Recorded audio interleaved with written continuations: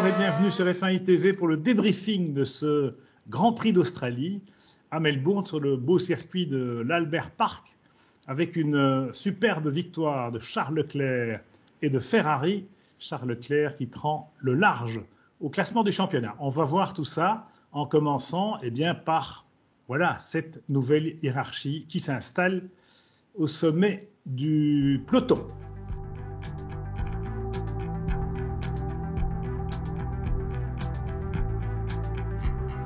Alors cet ordre nouveau, est-ce qu'il est fait pour durer?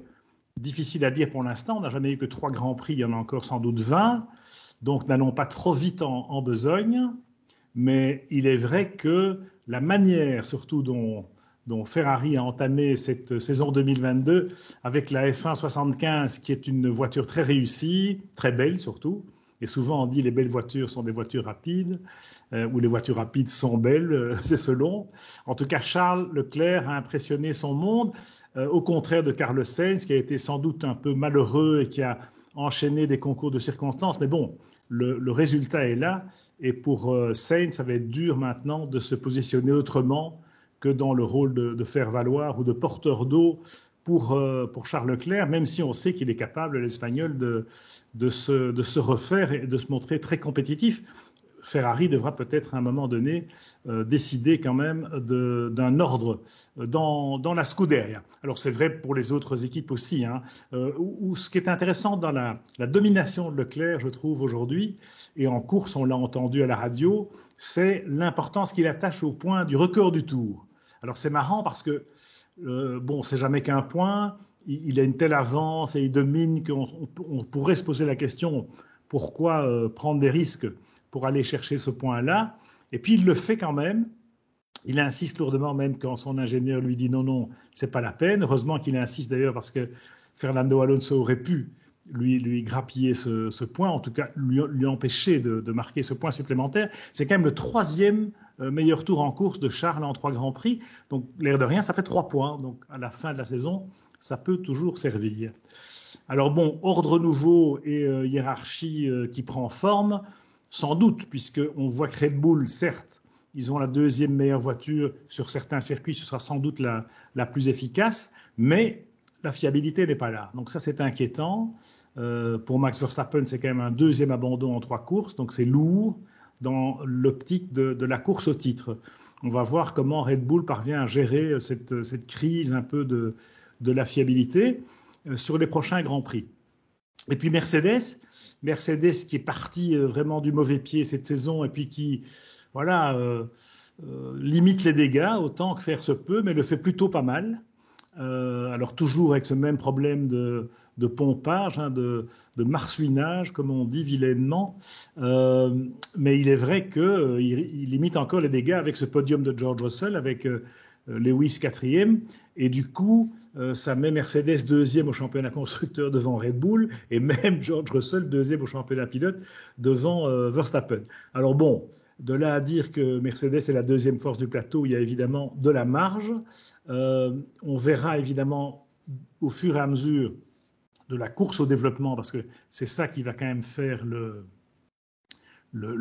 l'évolution potentielle de cette hiérarchie, qui va certainement encore changer. On est au tout début de ce nouveau règlement. Il est clair qu'il y a de la marge de progression dans toutes les équipes.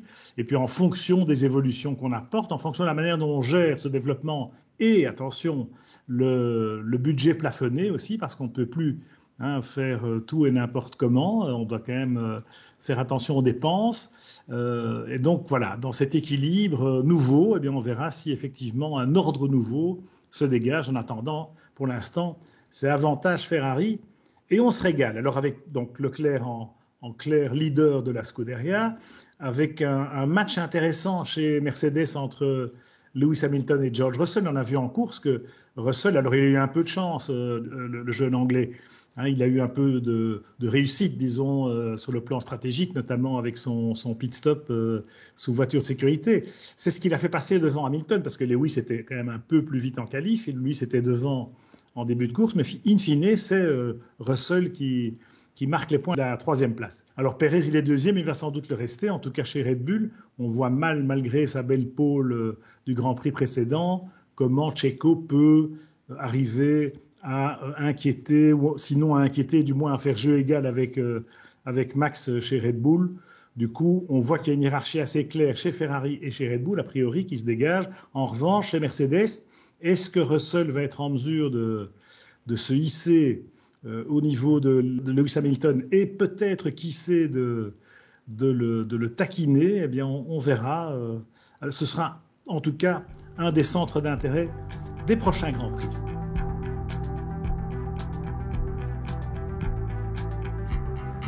Alors oui, peloton remuant, on a vu des belles bagarres dans le midfield, comme on dit, dans le milieu du peloton. Spectacle décevant, bon, ça c'est un avis peut-être un peu subjectif, mais j'ai un peu l'impression que malgré ce peloton regroupé, ces voitures très proches les unes des autres, on a vu les McLaren, les Alpine, les Alfa Tauri et même les Alfa Romeo, voilà, tout ça dans un mouchoir de poche en qualif et en course en peloton groupé, mais je reste un peu sur ma faim parce que ce nouveau règlement permet aux voitures de se suivre de plus près qu'auparavant et on sait que les pilotes le confirment au volant. En revanche, ça ne favorise pas davantage les dépassements, c'est pas l'impression que ça donne.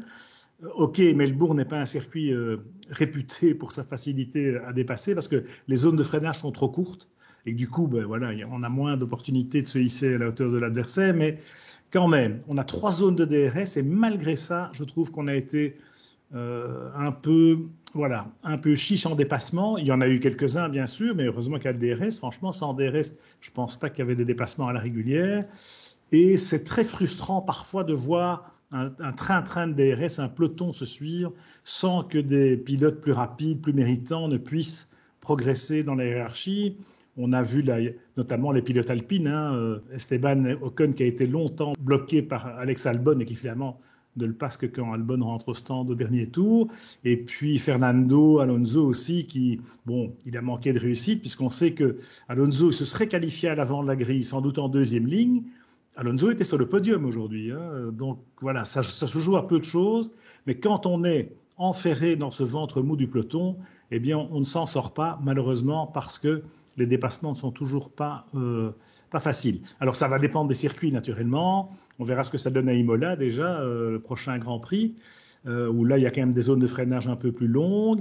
Barcelone, on sait que c'est très compliqué pour les dépassements. Miami, on va découvrir un nouvel environnement. Monaco, n'en parlons pas.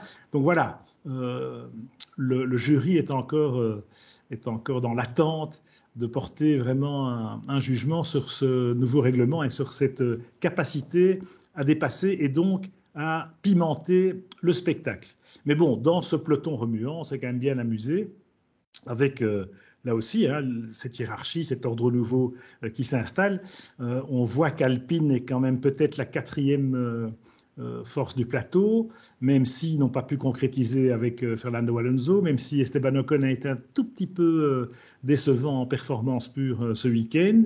McLaren, par contre, a fait un carton plein avec Lando Norris et Daniel Ricciardo qui ne se sont pas quittés d'une semelle pendant tout le Grand Prix. Du coup, voilà, McLaren passe devant Alpine au classement des constructeurs et je pense qu'on va se battre toute la saison pour ce 4e fauteuil.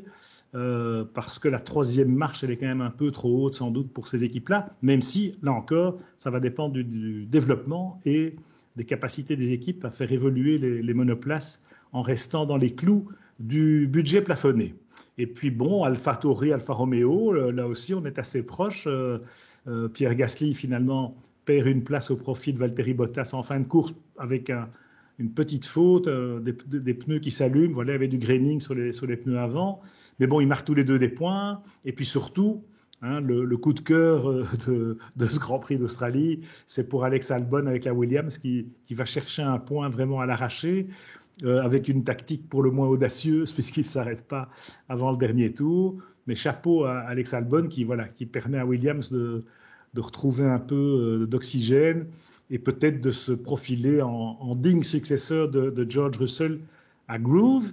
Sachant que voilà, les autres, que ce soit Haas, qui était quand même un petit ton en dessous ce week-end avec des petites erreurs de part et d'autre pour Kevin Magnussen et Mick Schumacher. Williams, on l'a dit, Nicolas Latifi, inutile de dire que Williams c'est un one-car team, comme on dit.